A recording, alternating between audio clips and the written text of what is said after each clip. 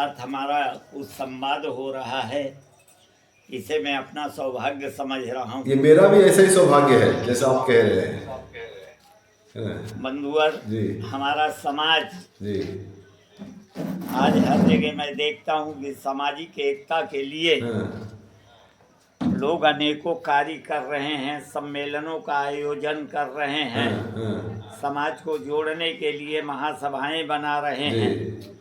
लेकिन हमारे समाज के लोग आज से 50 साल पहले जो हमारे समाज की स्थिति थी उसके ऊपर कभी भी ध्यान नहीं देते हैं। अच्छा उन्हें ऐसा लगता है कि हमारा समाज ऐसे हमेशा विकसित था।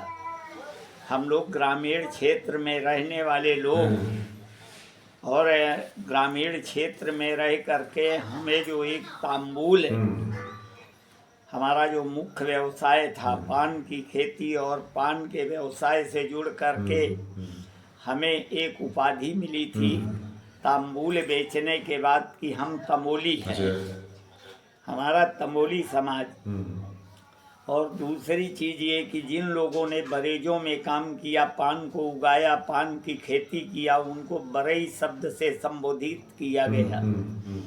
जिन लोगों ने इन 4 रसों का मिश्रण किया, पहली चीज पान, सुपारी, चूना और काठ, अच्छा ये 4 रस हैं। वैदक के अंदर ये 4 रस बताए गए हैं।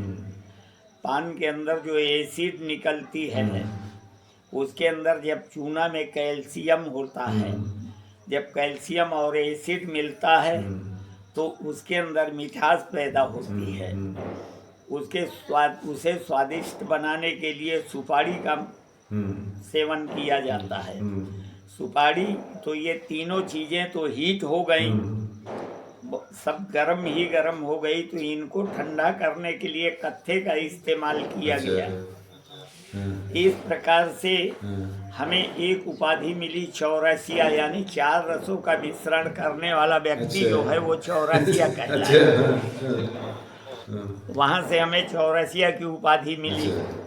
आज से अगर हम 50 साल पहले जाते हैं तो पहले हमने ग्रामीण क्षेत्रों में देखा था कि चौरसिया एक उत्तम जाति में इसकी गणना होती थी, क्योंकि चौरसिया के घड़े का पानी राजा महाराजाओं से लेकर के जमींदार लोग भी दूसरे के घड़े का पानी पिए नहीं पिए, लेकिन चौरसिया के घड़े का पानी सब लोग पीते थे।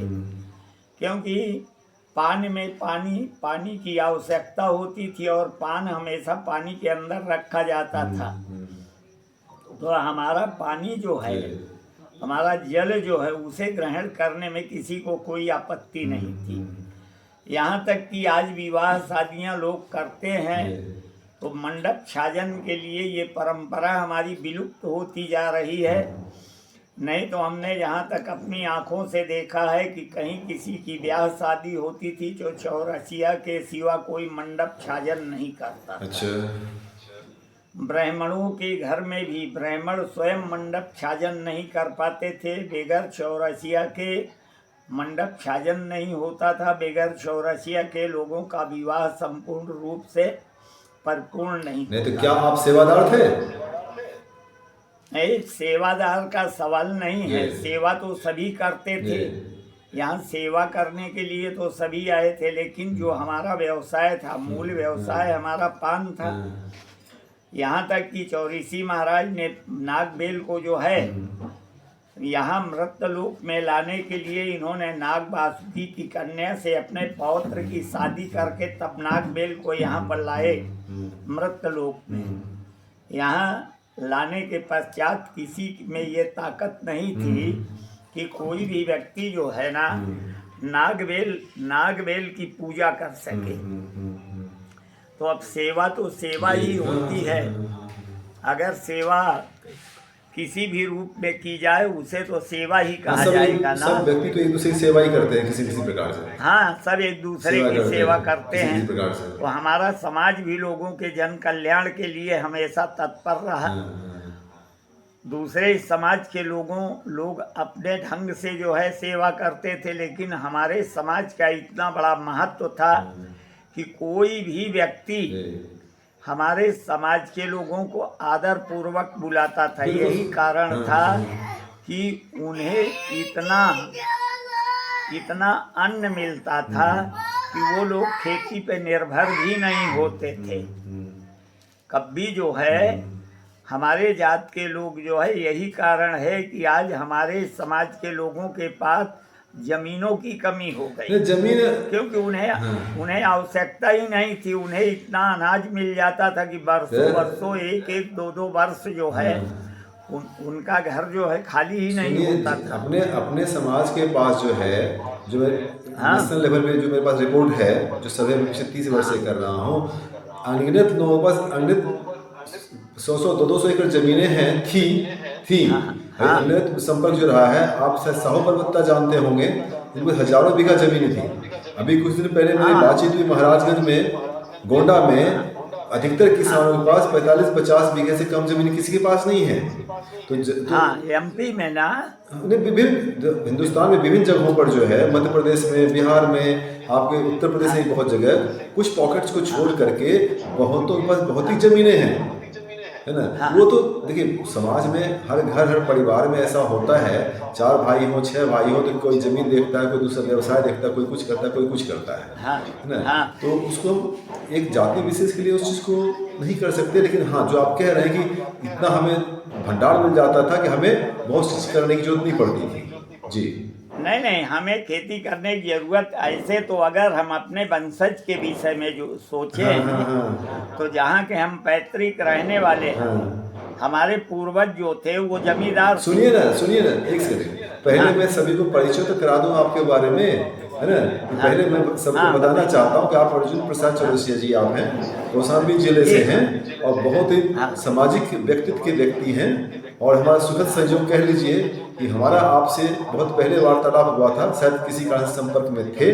आज संयोग बना, आज श्री अशोक कुमार चौरसिया जी और श्रीमती सावित्री देवी जी पता नहीं कैसे कहाँ प्रयागराज की यात्रा में, तीर्थयाज की यात्रा में निकले थे। निकल करके वो चित्रकूट, मथुरा, भरथना होते हुए आप तक पहुँचे और संयोग बना कि आज हम आप इस समय रात के 10 बजे हम लोग डिस्कशन कर रहे हैं। और सहयोग कहिए कि बहुत सुनिए, और सहयोग कहिए अभी हमारे बैकग्राउंड में पटाखे बज रहे हैं, बम फूट रहे हैं। ये उस खुशी का है कि भारतवर्ष जो है, इंडिया अपना क्रिकेट जो वर्ल्ड कप था वो जीत गया है, ऐसा लग रहा है ना। तो ये विजय की खुशी राष्ट्रीय अंतर्राष्ट्रीय स्तर पे हो रहा है, ब्रह्मांड में हमारी आवाज़ जा रही है और हम आप वार्तालाप कर रहे हैं। ये कहीं न कहीं इतिहास को हम कुछ लिख रहे हैं, कुछ कर रहे हैं, है ना। जो हमने संकल्प लिया था 13 जनवरी 2025 को, मुझे लग रहा है संकल्प मेरा सही है। वहाँ अशोक कुमार चौरसिया जी भी से गवाह थे, मेरी वाइफ थी, श्रीमती सावित्री देवी जी थी, ये लोग गवाह थे जो हमने कमिटमेंट किया है। मुझे लग रहा है कि हम सही दिशा में चल रहे हैं और आपका आशीर्वाद सहयोग मिलेगा। और जो आपने तपस्या किया है पिछले 80-85 वर्ष से, वो हमें रिजल्ट मिलेगा। तो ये आपका परिचय है। अब अपनी बात बताइए कि आपके जो पूर्वज थे वो जमींदार थे। जी बताइए। हमारे पूर्वज जमींदार थे जी।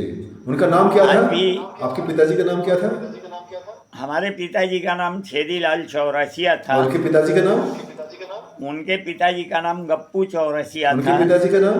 उनके पिताजी का नाम कल्लू चौरसिया था। उनके पिताजी का नाम? उनके जो पूर्वज थे, उनके जो पूर्वज थे उन्हें राम जियावन बाबा के नाम से लोग जानते थे। क्या करते थे वो जमाने में उनके पास इतनी संपत्ति थी, आज भी उनका महल खड़ा हुआ है। ये आपके फतेहपुर और कौशाम्बी के बॉर्डर पे अफजलपुर उमारी गांव है।